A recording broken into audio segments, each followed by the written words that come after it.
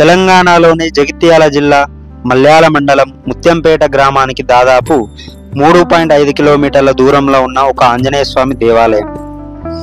జగిత్యాల నుంచి 16 కిలోమీటర్ల దూరంలో కొండగట్టు అంజన్న గుడి ఉంది. కరీంనగర్ నుంచి 40 కిలోమీటర్ల దూరంలో, హైదరాబాద్ నుంచి దాదాపు 248 కిలోమీటర్ల దూరంలో ఉంటుంది శ్రీ ఆంజనేయ స్వామి దేవాలయం. రాముడికి నమ్మిన బంటు హనుమంతుడు. అంతేకాదు, పరాక్రమానికి విశ్వాసానికి ప్రతీక అయినటువంటి హనుమంతుడు భక్తుల కొంగు బంగారం కూడా.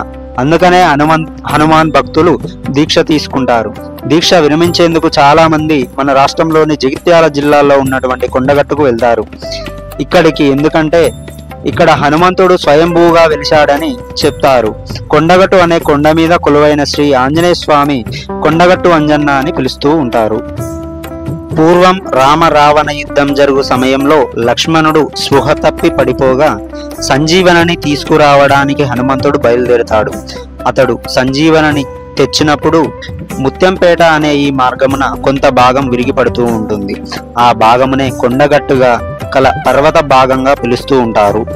ఈ దేవాలయం యొక్క చరిత్ర చూసినట్లయితే 500 ఏళ్ల చరిత్ర ఉన్నటువంటి ఈ గుడి విశేషాలు ఇవి. మల్యాల మండలం ముత్యంపేట గ్రామ శివారులో ఉంది. కొండగట్టు ఆంజనేయుడి గుడి ఈ దేవాలయం వెనుక ఒక పెద్ద కథే ప్రచారంలో ఉంది. అదేంటంటే, ముత్యంపేట గ్రామానికి చెందినటువంటి సింగం సంజీవుడు అనే పశువుల కాపరి ఒక యాదవుడు ఒకరోజు అడవిలో ఆవుల్ని మేపుతూ ఉంటాడు. ఒక ఆవు మందలోంచి తప్పిపోతూ ఉంటుంది. ఆ ఆవును వెతుక్కుంటూ కొండగట్టు వరకు వస్తాడు సంజీవుడు. ఎండలో తిరిగి అలసి ఒక చింత చెట్టు నీడలో నిద్రపోతూ ఉంటాడు. అప్పుడు అతనికి కలలో ఆంజనేయుడు కనిపించి, నేను కోరంద లేదా తంబోర పొదలో ఉన్నాను, నాకు ఎండ వాన ముళ్ళ నుంచి రక్షణ కల్పించు, నాకు ఒక గుడి కట్టించు, తప్పిపోయిన నీ ఆవును ఒక ఫలానా చోట ఉంది అని చెప్పాడంట. మెలకువ వచ్చాక సంజీవుడికి అక్కడి పొదల్లో వెలిగిపోతున్నటువంటి హనుమంతుడి విగ్రహం కనిపించిందట. భక్తి భావంతో నిండిన మనసుతో సంజీవుడు కంటి వెంట నీరు కారుతూ ఆనందాశ్రావులతో స్వామివారి పాదాలు కడిగి చేతులెత్తి నమస్కరించాడట. అదే సమయంలో దూరం నుంచి ఒక ఆవు అంబా అంటూ పరిగెత్తుకుంటూ వచ్చిందట.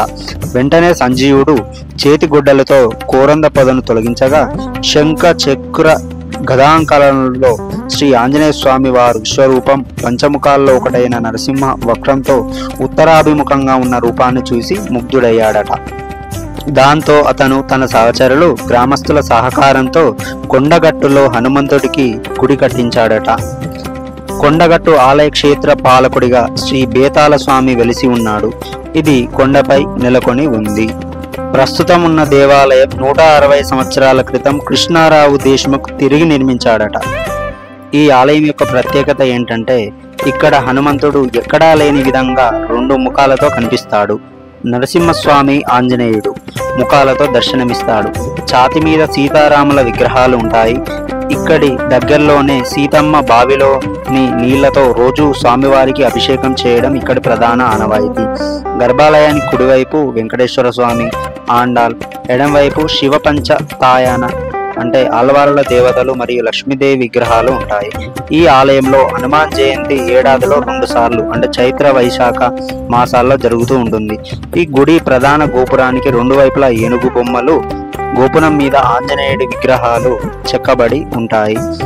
ఆలయ ప్రాంగణంలోని ధర్మగుండంలో భక్తులు మునిగి తలనీలాలు సమర్పించాక స్వామివారిని దర్శించుకుంటారు. ఈ యొక్క ఆంజనేయ స్వామి గుడిలో 40 రోజులు పూజ చేస్తే మానసికంగా ఎదగని వాళ్ళ ఆరోగ్యం బాగుపడుతుందని, పిల్లలు లేని వాళ్లకు సంతాన ప్రాప్తి కలుగుతుందని నమ్ముతారు. భక్తులు ఎండాకాలంలో ఆంజనేయ స్వామి దీక్ష అంటే 11 రోజులు, 21 రోజులు, 41 రోజులు తీసుకుంటారు. హనుమాన్ దీక్ష తీసుకున్న వాళ్ళు కొండగట్టులో దీక్ష విరమించి స్వామిని దర్శించుకుంటారు. స్వామివారి బొట్టుని పవిత్రంగా ప్రసాదంగా భావిస్తారు. భక్తుల సౌకర్యం కోసం ఇక్కడ 45 ధర్మశాలలు ఉన్నాయి. మరొక చరిత్ర ఏ విధంగా తెలుపుతుందంటే, త్రేతాయుగంలో ఈ ప్రాంతంలోని ఋషులు తపం యజ్ఞయాగాదులు చేసుకుంటున్న సమయంలో హనుమంతుడు లక్ష్మణుడి రక్షణార్థం సంజీవని పర్వతం తీసుకొని వెళ్ళసాగాడు. అది గమనించిన ఋషులు రామదూతను సాదరంగా ఆహ్వానించారు. మీ మర్యాద బాగుంది, ఇది ఆగవలసిన సమయం కాదు కదా, శ్రీరాముడి కార్యానికై త్వరగా వెళ్ళాలి, తిరిగి వస్తాను అని చెప్పి వాయుసుతుడు వేగంగా వెళ్ళిపోయాడట. కొన్ని రోజులకు అవ్యక్త దుష్ట గ్రహ శక్తులు ఆ ఋషుల దైవ కార్యాలను ఆటంకపరచసాగాయి. తిరిగి వస్తానన్న హనుమ రాలేదు. వారిలో కొంతమంది ఋషులు గ్రహనాథులకు వైరి అయిన భూతనాథుడి బేతాలని ప్రతిష్ఠించారు. లాభం లేకపోయింది. వారి ఉపాసన తపశ్శక్తిని దారపోయగా వారి తపస్సుకు మెచ్చి పవిత్ర మూర్తి పవనసుతుడు శ్రీ ఆంజనేయుడు స్వయంభూగా వెలిశాడు. నాటి నుంచి ఋషులు శ్రీ స్వామివారిని ఆరాధిస్తూ వారి యొక్క దైవ కార్యాలను నిర్విఘ్నంగా చేసుకోసాగారు. ఇక్కడికి భక్తులు అధికంగా అయితే మంగళవారాల్లో ఎక్కువగా కనబడుతూ ఉంటారు. సో మంగళవారం అంటే భక్తులు రష్గా ఉండడం అయితే జరుగుతూ ఉంటుంది. సో ఇప్పుడు మనం చూడవచ్చు ఇది అన్నమాట. సో ఈ విధంగా ఉంటారు భక్తులు. ఈ యొక్క దేవాలయంతో పాటు కొండగట్టు దగ్గర కొండలరాయిని స్థావరము, మునుల గుహ, సీతమ్మ కన్నీటి ప్రదేశం అంటే సీతమ్మ గుండు, సో తిమ్మేపల్లి శివార్లోని బొజ్జపోతన గుహలు, అటవీ మార్గం గుండా కొండపైకి పురాతనమైనటువంటి మెట్ల దారి, కొండలరాయిని గట్టు, శ్రీ వెంకటేశ్వరుని ఆలయం, శ్రీరామ పాదుకలు, అందమైన ఆకృతులతో కనువిందు చేసేటువంటి బండరాళ్ళు, హరితవర్ణంతో స్వాగతం పలికేటువంటి వృక్షాలు కనువిందు చేస్తాయి. దేవాలయానికి సమీపంలో గుట్ట కింద నిర్మించిన అతిపెద్ద ఆంజనేయ స్వామి విగ్రహాలు చూపులను ఆకర్షిస్తూ ఉంటాయి. సో ఇది అన్నమాట, ఇది కొండగట్టు ఆంజనేయ స్వామి యొక్క దేవాలయం. సో హిస్టరీ కూడా మనం విన్నాము ఇందాక.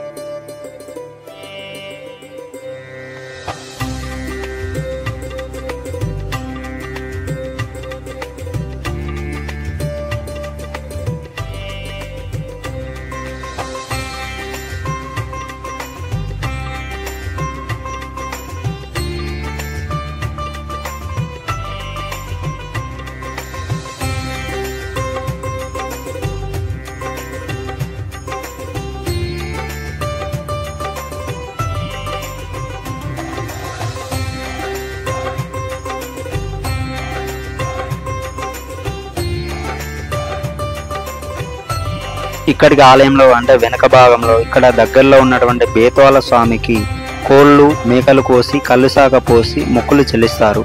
భక్తులు పక్కనే ఉన్న గుహలోని శివలింగాన్ని దర్శించుకొని వెళ్తారు. కొండగట్టు ఆలయ క్షేత్ర పాలకుడిగా శ్రీ బేతాళ స్వామి వెలిసి ఉన్నాడు కాబట్టి ఇక్కడ మనకు కనిపిస్తూ ఉంది. ఇది బేతాళ స్వామి యొక్క గుడి, ఇక్కడ మనం చూడవచ్చు. సో ఇక్కడ భక్తులు ఉన్నారు. సో ఇది అన్నమాట బేతాళ స్వామి యొక్క గుడి, మనం చూడవచ్చు, విగ్రహాన్ని పరిశీలించవచ్చు. సో ఫ్రెండ్స్, మీకు ఈ వీడియో నచ్చినట్లయితే లైక్ చేయండి, షేర్ చేయండి, ఓ నలుగురికి అయితే పంచండి.